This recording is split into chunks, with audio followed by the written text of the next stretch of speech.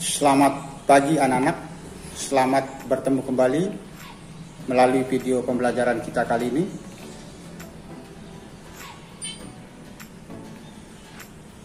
Pada pembelajaran kali ini anak-anak, kita masih bicara tentang tema 1, indahnya kebersamaan. Tetapi sekarang kita masuk subtema 3, yaitu bersyukur atas keberagaman. Harapan Pak Guru anak-anak, mudah-mudahan pada pembelajaran kali ini anak-anak semuanya dalam keadaan sehat sehingga bisa mengikuti proses pembelajaran ini dengan baik. Baik anak-anak, kita lanjut pembelajaran kita pada hari ini. Nah, sekarang anak-anak kita masih bicara tentang gagasan pokok dan gagasan pendukung dalam teks lisan Apa itu teks lisan anak-anak? Teks yang dibacakan, gagasan pokok dan gagasan pendukung dalam teks lisan ditemukan dengan cara menyimak. Apa itu menyimak anak-anak? Menyimak adalah mendengar dengan saksama hal yang dibacakan atau dibicarakan. Perhatikan di slide anak-anak. Pak Guru akan membacakan sebuah teks. Salah satu bentuk keragaman di Indonesia yang mampu menarik wisatawan adalah makanan, terutama makanan tradisional. Wisatawan yang datang ke Indonesia akan dimanjakan dengan makanan tradisional Indonesia, tersaji dengan beragam jenis, rasa, hingga bentuk penyajian. Ada berbagai jenis makanan tradisional, mulai dari makanan utama seperti papeda hingga kudapan seperti getuk. Nah, anak-anak perhatikan di slide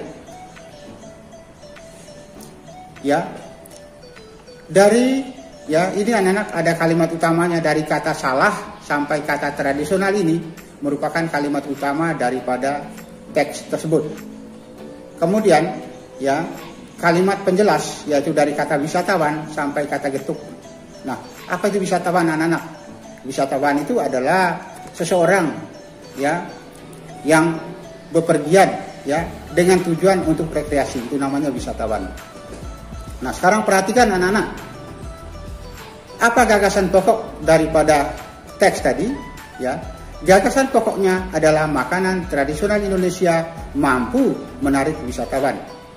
Gagasan pokok ini anak-anak terdapat di dalam kalimat utama tadi. Nah, sekarang gagasan pendukungnya. 1. Makanan tradisional khas daerah dapat memanjakan wisatawan. Kedua, makanan tradisional memiliki beragam jenis rasa dan penyajian. Yang ketiga, jenis makanan tradisional berupa makanan utama hingga kudapan. Baik anak-anak, kita lanjut. Perhatikan di slide anak-anak Makanan tradisional sebagai identitas bangsa Indonesia. Identitas itu semacam ciri khas anak-anak. Makanan tradisional sebagai identitas bangsa Indonesia. Indonesia kaya akan keragaman budaya anak-anak. Salah satunya adalah makanan tradisional. Seperti di Sumbawa ini anak-anak, begitu banyak makanan tradisionalnya. Ada namanya gecok, ada namanya sepat, ada namanya sinyang, dan masih banyak lagi contoh-contoh yang lainnya. Nah, sekarang anak-anak perhatikan di slide jenis makanan tradisional yang ada di Indonesia. Ini hanya beberapa contoh saja anak-anak, perhatikan. Ada namanya anak-anak nasi timbel. Ini dari Jawa Barat. Perhatikan anak-anak, nasi dibungkus daun pisang. Nasi ini dibungkus dengan daun pisang anak-anak. Kemudian beras yang digunakan adalah beras bagoto, yaitu beras merah campuran. Nasi timbel terdiri dari nasi, ini nasinya anak-anak. Ini nasi timbel ini terdiri dari ada nasinya, kemudian ikan goreng, ini ikan goreng anak-anak, kemudian ada tempenya, kemudian ada sambalnya, sambal terasi anak-anak. Ini di dalam piring ini ada sambal terasi, kemudian ada lalapannya. Ini ada lalapan, ada kol, ada kemangi ini anak-anak. Itu adalah salah satu contoh makanan khas Indonesia, makanan tradisional Indonesia. Lanjut ke contoh yang lain anak-anak. Ada namanya nasi jigo dari Bali, Perhatikan di slide anak-anak, ya. Nasi pulen yang dibungkus daun pisang dengan porsi kecil. Porsi itu sama bagian kecil. Ya, perhatikan anak-anak, ya. Ini ada namanya nasi jinggo atau yang disebut dengan nasi pulen. Ya, yang dibungkus daun pisang dengan porsi kecil. Porsi itu sama dengan bagian yang paling kecil. Sedikit, ya, tidak banyak. Dilengkapi dengan ada mie goreng di sini anak-anak. Kemudian ada subiran, ya, ayam pedas. Ini subiran ayam pedas anak-anak. Ya. Baik, sekarang kita lanjut anak-anak. Ya, perhatikan di slide. Yang ketiga ada papeda dari Papua. Perhatikan anak-anak, ya, di slide. Papeda terbuat dari bubur sagu. Ini dari sagu anak-anak. Ini papeda ini terbuat dari sagu. Bubur ini terbuat dari sagu anak-anak. Papeda memiliki rasa tawar. Itu artinya bubur ini tidak diberi garam atau tidak diberi gula anak-anak. Rasanya tawar. Disajikan dengan tongkol. Ini tongkol anak-anak. Atau ya mubarak kuah kuning. Ini namanya mubarak kuah kuning anak-anak. Jelas anak-anak ya. Sekarang kita lanjut. Bubur Manado. Ini dari Sulawesi Utara anak-anak. Perhatikan anak-anak. Bubur putih. Ini bubur putih anak-anak. Ini sebetulnya ini bubur putih yang berisi campuran jagung manis. Ya, di sini ada jagung manis anak-anak. Ada yang biji-biji ini adalah jagung manis. Kemudian ada labunya. Ya, sehingga kelihatan bubur ini warnanya kuning anak-anak. Kemudian ada kangkung. Ini kelihatan anak-anak ya, yang hijau-hijau kecil ini adalah kangkung. Dan juga ya ada bayam, ya, ada bayam anak-anak dan juga ada kaldu ayam. Bubur Manado juga dapat disajikan dengan ya subiran ikan cakalang goreng. Ini adalah ikan cakalang goreng anak-anak. Baik anak-anak, kita lanjut. Ya, perhatikan di slide. Pemantulan dan penyerapan bunyi. Kalau kali lalu anak-anak kita sudah mempelajari tentang perambatan bunyi. Bahkan sifat-sifat bunyi sudah dijelaskan pada waktu itu anak-anak. Sifat-sifat bunyi itu ya ada namanya, di mana bunyi itu bisa merambat, kemudian juga bisa memantul dan juga bisa menyerap. Itu adalah sifat-sifat bunyi. Nah sekarang pada pagi hari ini kita bicara tentang pemantulan dan penyerapan bunyi. Pemantulan itu anak-anak artinya bunyi yang dihasilkan oleh sumber bunyi, kemudian suara itu akan dikembali lagi di dalam sumber bunyi itu sendiri. Itu namanya pemantulan bunyi. Guru ulangi, pemantulan itu adalah sumber ya bunyi yang dihasilkan oleh sumber bunyi, ya kemudian dikembalikan lagi ya bunyi tersebut. Maka itulah yang disebut dengan ya pemantulan bunyi. Bunyi, perhatikan di slide anak-anak, bunyi dapat dipantulkan jika mengenai benda keras seperti ada kaca, ada dinding dan logam. Ini hanya beberapa contoh saja anak-anak benda keras, masih banyak contoh benda keras yang lain. Dinding yang terbuat dari susunan batu bata dan semen dapat memantulkan bunyi. Ini adalah dinding anak-anak yang terbuat dari batu bata dan semen. Di sini akan terjadi pemantulan bunyi anak-anak. Baik anak-anak, kita lanjut ya. Bunyi dapat diserap jika mengenai benda lunak. Lunak itu semacam lembek ya, seperti karpet, karet, busa dan kertas. Itu termasuk contoh-contoh benda lunak anak-anak. Itu masih banyak contoh-contoh yang lain. Nah, perhatikan di slide anak-anak ya. Ini adalah benda lunak anak-anak ya. Ini adalah benda lunak. Ini adalah kursi ini di dalam kursi ini kan ada gabus. Kemudian perhatikan ini anak-anak ya. Ya. Ini adalah yang tanda panah ini adalah karpet. Ini karpet. Kemudian ini karpet, di sini juga karpet. Ya, ini juga merupakan ya lantai dinding ruang pertemuan dilapisi karpet. Ya. Lantai dinding ruang pertemuan dilapisi karpet ini anak-anak, maka di sini akan terjadi penyerapan bunyi. Apa tujuan dari lantai ya dan dinding ruang pertemuan dilapisi karet anak-anak? Tujuannya adalah untuk menyerap atau meredam bunyi, sehingga bunyi itu ya atau suara itu tidak terdengar di luar ruangan, atau agar bunyi itu tidak bising. Ya, itu tujuan daripada meredam ya bunyi tersebut anak-anak. Baik, kita lanjut. Pemantulan bunyi ya.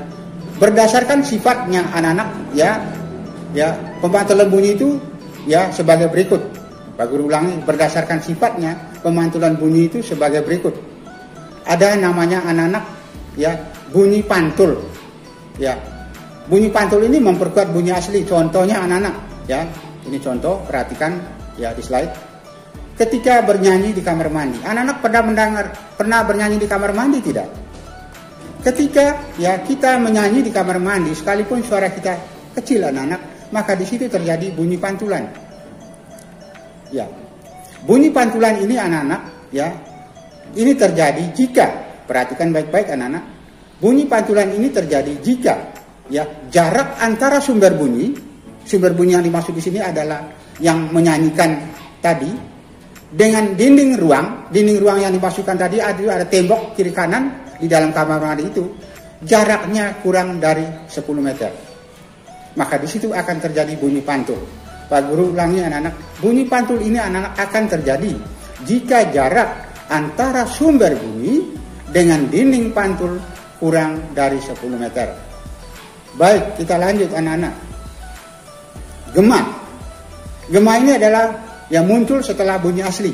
Ya, perhatikan contoh anak-anak ya. Gema ini anak-anak biasanya terjadi di lembah-lembah, di bukit atau di gua. Ini adalah contoh gua anak-anak, ini gua ini ya.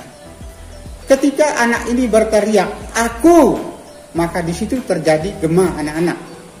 Ya. Gema ini akan terjadi anak-anak jika jarak, Pak Guru ulangi, gema akan terjadi jika jarak antara sumber bunyi ini adalah anak ini, ya dengan dinding pantul ini adalah gua ini, ya lebih dari 20 meter.